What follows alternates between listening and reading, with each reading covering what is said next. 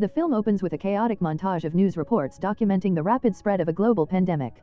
The virus turns people into aggressive raging beasts known as virulents. The world descends into anarchy as police and military forces are overrun, public services collapse, and a global curfew is ordered. The opening scenes are punctuated by a man named Cassius trying to protect his family during the initial outbreak. He is on the phone with his wife and 2 young children, reassuring them and giving them instructions to get to a relative's house. However, the virulents break in and his wife and daughter are lost. Cassius is left with only his son, but a later scene suggests his son is also gone, leaving him a hardened lone survivor. The main plot begins with Cassius, now a grizzled and cynical survivor, traveling with a young woman named Abigail whom he has trained in the art of survival. They are on a journey to a distant island where they hope to start a new life as farmers, far from the constant threat of the virulents.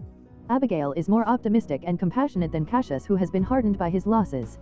They are focused on their own survival, with Cassius believing that relying on others is a fatal mistake in this new world.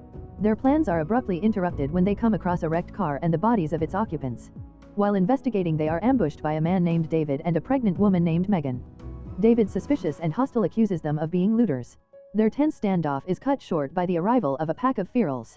In the ensuing fight, Cassius and Abigail's survival skills prove invaluable and they manage to save David and Megan, though at the cost of David's car. Megan reveals that she is in her final trimester of pregnancy and that they were on their way to a boat town colony on a river, a journey of about a week.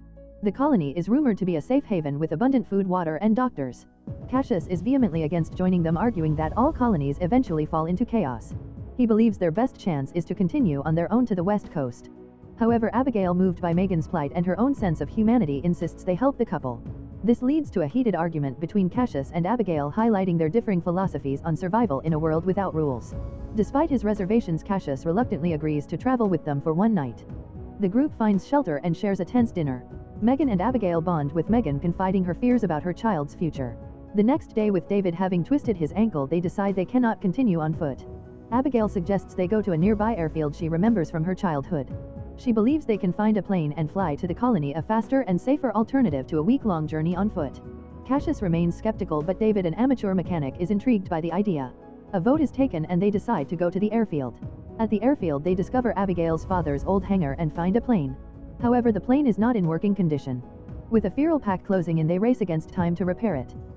David, though injured, works frantically on the engine while Cassius and Abigail keep watch. The situation becomes desperate as the virulents arrive. Just as the virulents reach them, they manage to get the plane's engine started and take off. As they are leaving the airfield, a virulent shoots an arrow that strikes Cassius in the head. The plane immediately begins to lose altitude and spiral out of control. With his last breath, Cassius instructs Abigail on how to land the plane. She, having no real flying experience, must take over the controls to save them. She manages a rough crash landing in a field and the plane is destroyed, but the 3 survivors emerge battered but alive. The film ends with Megan going into labor, signaling a new life beginning amidst the death and destruction and leaving the audience to wonder about the group's fate. In a post-apocalyptic world ravaged by a viral outbreak that turned most of humanity into vicious infected creatures, a small group of survivors struggles to stay alive. The story follows Cassius and his 2 companions, a pregnant woman named Megan and a young woman named Abigail. The trio is traveling through a desolate landscape, hoping to reach a rumored safe haven known as the colony. As they navigate the dangerous terrain, Cassius and Megan share a quiet moment, revealing their deep affection for one another. Megan expresses her fear about the baby's well-being and makes Cassius promise to look after Abigail if anything happens to her. The group takes shelter for the night, but their rest is cut short when they are attacked by a horde of the infected. During the chaotic escape, Megan is bitten and a deep sense of despair washes over the group as they know the bite is a death sentence. A short time later, they stumble upon a seemingly peaceful homestead. The owner, an eccentric scientist named Abigail, welcomes them inside. Abigail's home is a marvel of self-sufficiency, powered by geothermal energy and filled with books and research equipment. She offers them food and drink, and for a brief moment the travelers feel a sense of security they haven't known in years. However, their newfound peace is shattered when the scientist reveals her true nature and sinister intentions. The scientist, who shares the same name as the young woman in the group, is a believer in the virus as a form of evolution, a correction for humanity's mistakes. She drugs the travelers and reveals she has been experimenting on the infected using sound frequencies to control them. The scientist explains that she has no interest in helping the colony and plans to use the travelers as test subjects. In a chilling twist, she reveals her wife is an infected creature chained in another room. Cassius, Megan, and Abigail manage to break free from their restraints, but the scientist unleashes the infected on them. In the ensuing chaos, Megan's water breaks. The group fights their way out, but not before Cassius is forced to make a difficult decision. As a large horde of infected approaches, Megan, knowing she doesn't have much time left, stays behind to create a diversion, allowing Cassius and Abigail to escape. Fleeing through the wilderness, Cassius and Abigail eventually reach the colony, a makeshift town built on a riverbank. The leader, a man named George, welcomes them cautiously. The colony is a fortified haven, but its people are wary of outsiders. Abigail, however, is captivated by the sense of community and wants to stay, a desire that puts her at odds with Cassius, who believes they are safer on their own. Megan gives birth to a healthy baby girl, and in her final moments she makes Cassius promise to teach her daughter to be strong and independent. After Megan's death, Cassius and Abigail struggle to process their grief. Cassius discovers that the scientist's homestead is nearby, and the girl, also named Abigail, is tempted to go seek revenge. George warns them that the scientist has been observed to be unstable and dangerous. Suddenly the colony is attacked by the infected. It is revealed that the scientist, using her sound frequency device, has lured the infected to the colony as part of her evolutionary experiment. The colonists fight back, but they are overwhelmed. George's plan B is revealed to be a secret tunnel leading to an underground bunker beneath the colony. He reveals that the colony is wired with explosives which can be used to destroy the infected horde. As the infected close in, Cassius and Abigail make a desperate escape through the tunnels with Megan's baby girl.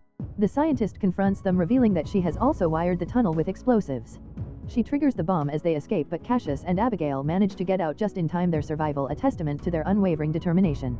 As the dust settles, they emerge from the tunnel with the baby. They look out at the devastated colony, knowing they have once again lost their chance at a home. They are left with just themselves and the baby.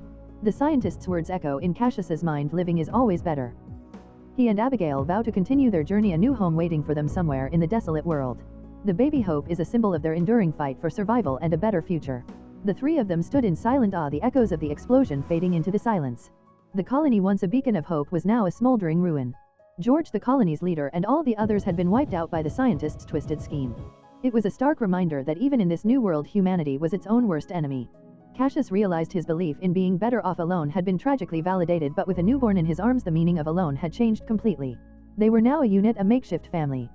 Abigail, her grief over Megan's death now tempered with a fierce sense of duty, took the baby.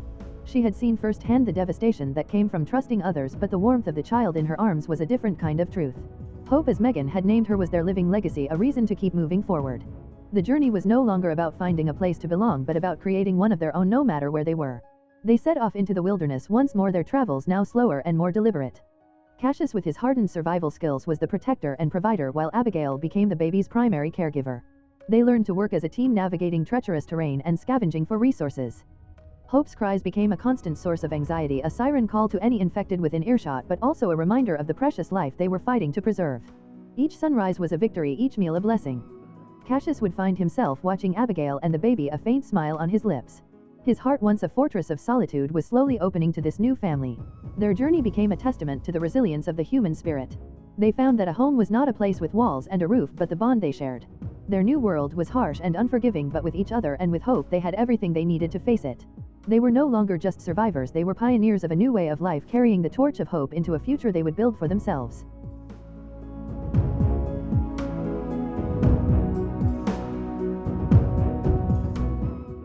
If you enjoy watching this video, then subscribe to Angel Recaps for the latest movies explanation.